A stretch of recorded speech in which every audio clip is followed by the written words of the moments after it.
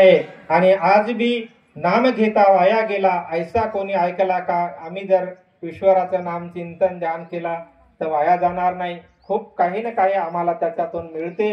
माणूस वाया जाते चाडी चुगली निंदा कपटे ना. आम्ही जर ईश्वराचं नाम चिंतन ध्यान केलं तर आम्ही काही ना काहीतरी मिळते. म्हणले ना ते लोहा पारसा लागला थेंबोटा सागरी मिळाला. असं आम्ही ते त्या जर चिंतनामध्ये गेलं तर खरी खूप चांगल्या पद्धतीनं जीवन जगू शकता.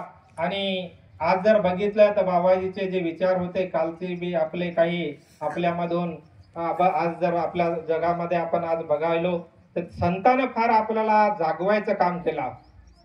जेवढे बी काही संत झाले यांनी आपल्याला जागवायचं काम केलं. माता पिता गुरु बंधू कृपा सिंधू पांडुरंगा यांनी इथून जागवलं संतांना की आपले आई आहे, वडील आहे, आपले जे गुरु आहे, आपल्या घरामधले मोठा भाऊ बहीण हो, की इथून त्यांनी जागवायचे केले. इथून सेवा करायला शिकवलं. मानव सेवा माधव सेवा आपल्याला जास्त होत नसेल पण कमस कम आपण आपल्या घरापुरतं कुटुंब आपल्या आई वडिलाची सेवा, आपल्या जेवढं झालं शेजाऱ्या पाजाऱ्याची, गावातल्या लोकांची, जेवढं बी झालं तेवढं जर आपण केलं तर तेनेच माणसाचे देव झाले. कुणाचे देव झाले? जनाबाई मीराबाई त्याला देवी म्हणून मानतो तर माणसाचेच देव झाले ना. तर तुकडोजी महाराज म्हणला माझं माणूस द्या, माझं माणूस द्या, माणूस व्हा भला. आम्हाला मला वाटते की मला बी काही मला महाराज नाव यावं, मला बाबाजीला बाबाजी म्हणत होते तसं बाबाजी म्हणून मला नाव यावं, मला काही गरज नाही आहे. मला हे माणूस बनायचं आहे.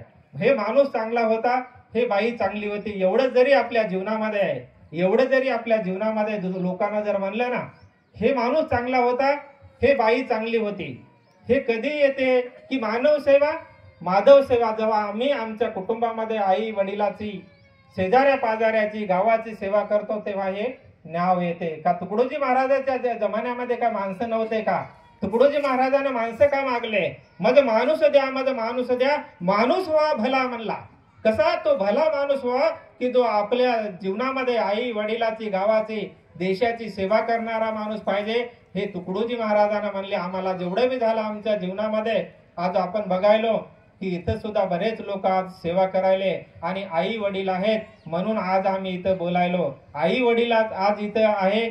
आई वडिलाच्या आशीर्वादामुळं आमचे आई वडील होते त्यांच्या आशीर्वादामुळं आज आम्ही इथं उभा आहोत. कुणामुळे उभा आहोत? आई वडिलांमुळेच उभा आहे. ते म्हणते ना ते कबीराचं एक भजन आहे ना, गंगा नहाने से क्या फायदा म्हणला ना, माँ बाप को पानी तो पिलाया नहीं लेकिन गंगा नहाने से क्या फायदा म्हणल्यासारखा आम्ही जिवंत आहोत तेव्हा आपण आपल्या आई वडिलाला सेवा करणं, जेवढं झालं तेवढं सेवा करणं हेच आमचं जीवनामध्ये कर्तव्य आहे.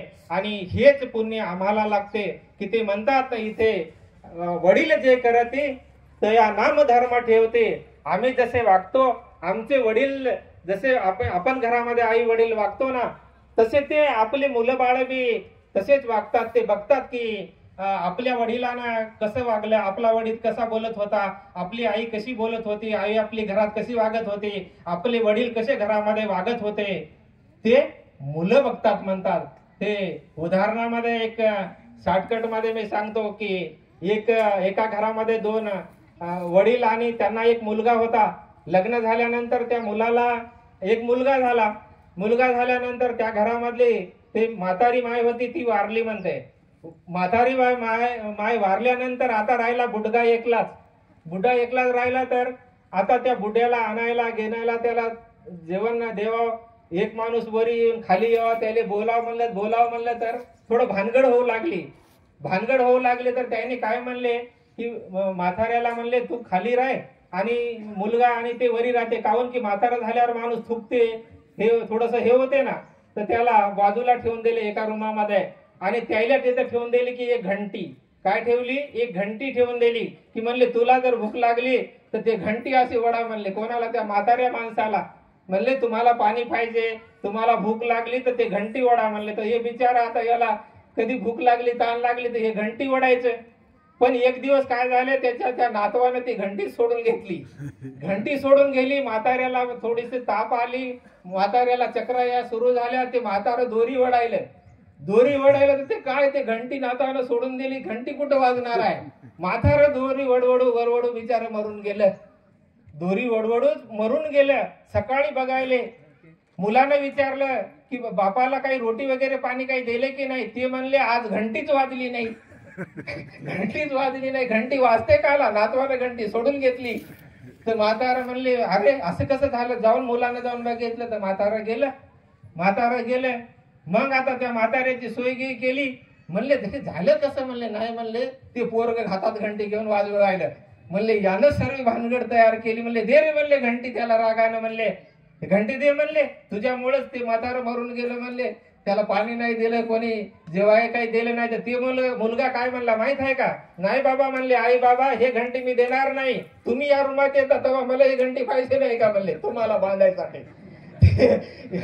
असं आमच्या जीवनामध्ये इथे वडील जे करती त्या नाम धर्म ठेवती. असं आम्ही जीवनामध्ये आई वडील जसे आपण वागतो, जसे बोलतो चालतो त्याच पद्धतीने आमचे मुलं बाळ सुद्धा वागाय सुरुवात होतात. म्हणून तुकडोजी महाराज म्हणले सतसंग साधा गडे वो, सतसंग साधा थोडा बो बाजा.